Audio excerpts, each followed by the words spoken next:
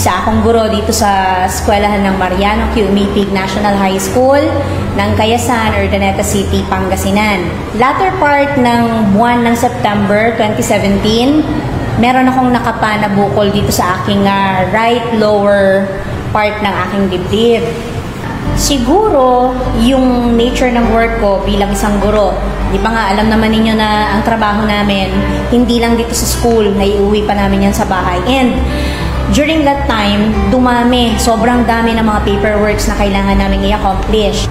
Hindi ko pa naman alam ang stage ng cancer ko. At hindi ko rin alam na may cancer ako that time. Kaya sabi ko, kailangan i-condition ko yung sarili ko. Although, sa sarili ko, hindi ko matanggap. Bakit ako tinamaan ng ganito? Ngayon pa, na nagbe-build ako ng family, sabi ko, nung nakaramdam ako ng chest pain, buong chest ko, December 1, 2017, nag-decide ako na right after yung kasal, aakyat ako ng Baguio City, magsisik na ako ng formal medical attention. Sabi ko, ihanda ko na yung sarili ko, tignan ko kung kakayanin ng payslip ko. Mas i-loan ko yung lahat-lahat ng just so ma-treat ko yung aking sarili. I am willing to save myself na ang sasagot yung aking sweldo pang natitira. Nung nagpa-check up kasi ako ng January 5, parang na-confirm. Kasi sabi ko, kailangan malaman ko kung ano talaga to para alam ko kung ano yung aking mga susunod na hakbang.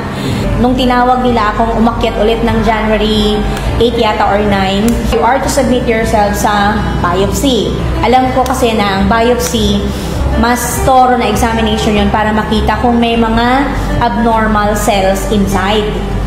Tapos, nung kinunan nila ako, lumabas ang result mga 2nd to 3rd week na ng February. Hinand over nila sa akin yung paper. I was able to read na nakalagay doon is malignant. Carcinomic, sabi niya. Para akong, binagsakan ng bomb. Kasi, alam ko na yun para akong, alam mo yun, para akong nasintensyahan. Na-discover ko na yung acai berry na yan nung, in the middle of my treatment. Mag-offer siya sa akin ng isang cup full na ganon. Ako naman, inom lang ako ng inom. That time on, puro na ako, unified products na ako. Especially yung acai, yung ascorbate, tsaka yung, detox nga. Ang detox, every 6 months lang yon. Tapos, dinagdagan ko pa siya ng Arctic, nagiinom pa ako ng detox, meron pa akong Prime Shape, kasi nga hindi ako mabubuhay yata na walang kape. Tapos nag-Garcinia din ako. All throughout the session, nakabonet ako. Kasi nga, ayokong makita ko ng mga estudyante ko na wala akong buhok. Siguro nga, tinulak-tulak siguro ako ng Panginoon. Kasi nga, nung tinanong ko, di ba, tapos na yung session ko, tinanong ko, wala naman silang may recommend na gamot sa akin. So, what I did was, I made a lot of readings na tinignan ko yung mga products na i-offer ng company natin. And then, ako mismo ang namili ng mga products na yon. At ikinagulat ko, sabi ko siguro talagang pinupush ako towards this wonderful products. Sabi ko nga sa iyo, nung nakinig ako dun sa product presentation sa Baguio, yung mga products na iniinom ko na, yun ang kanyang itinuro sa amin kung paano ba talaga na. Kaya sabi ko, blessing in disguise yata na nagpunta ako dito para mas maliwanagan ako kung ano ang mga magagandang benepisyo na makukuha ko from the 3 products na I chose personally. Kaya very thankful talaga ako for the people who kept on pushing me, maski na gaano ako kabagal. Ang cancer, sa totoo lang, hindi siya sentensya, kagaya ng inisip ko dati, na may pag-asa ang bawat tama ng cancer. And would you believe na lahat tayo, cancer carriers tayo. Nasa sa atin din kung paano natin pasisiglahin sila para ubusin nila tayo. Ngayon, at meron ng mga unified products, it's about time makipagsabayan tayo sa kanila. Diba? Ako si Eman Casal, 20 years old, European technician dito sa Euroworks. Bago siya nagkabukol, January, naramdaman ko yung pagsakit ng leg ko. Akala ko stiff neck, ganun. So, hindi ko siya masyadong pinansin. Nag-take lang ako ng mga painkiller, agaya ng mga gamot. Tapos, after nun, February, naramdaman ko na sobrang sakit na, kumikirot na yung leg ko. Tapos, hindi na rin ako makain ng maayos kasi hindi ko na maibuka yung bibig ko. Tapos, nung March 15, doon na ako tinubuan ng bukol. Pero during February, nagpapacheck up na ako sa doktor. After ng CBC ko, nung pa-blood test ako, sabi ng doktor is more on bacterial lang daw. Ayun lang yung sabi ng doktor. So, nag-take ako ng antibiotics for 1 week. Tapos, after ng 1 week, patapos ko siyang inumin, doon nag-umpisa yung bukol na tumubo. Tapos, nagpa-second opinion ako sa ibang doktor.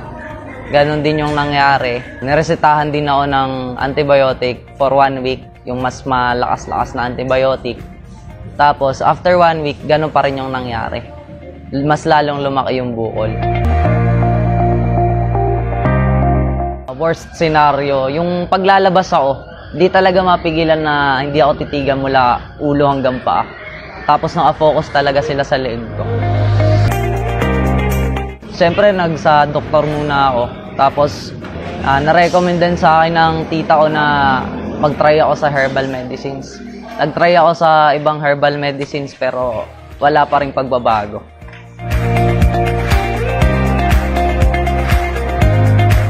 Yung acai berry na discover ko siya, ni-recommend sa akin ni Sir Manny, si Sir Emmanuel Pascual.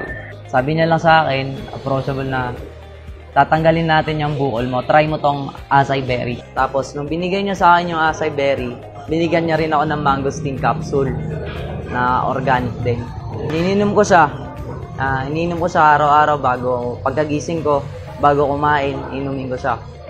Tapos, after 1 week, napansin ko, yung bukol, meron na siyang maliit na spot, red spot, hanggang sa tinuloy-tuloy ko lang. After 1 week ulit, bali sa second week, doon na siya nagbutas. Tapos, nung mga third week, nawala na siya. Nawala na ng kusa yung bukol. Natira na lang is yung sugat.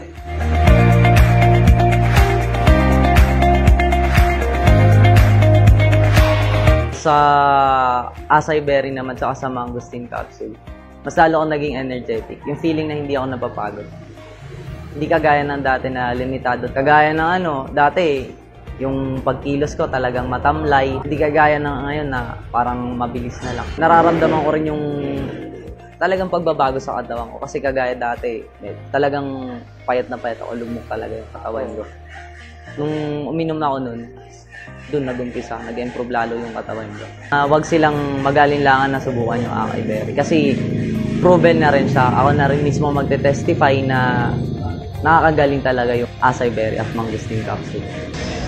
Maraming salamat po sa acai berry at mangosteen capsule dahil kung hindi dahil dito, hindi po mawawala yung bukol sa leeg ko. Siguro kung wala to, paghihirapan ko po siguro yun ang habang buhay. Maraming salamat po.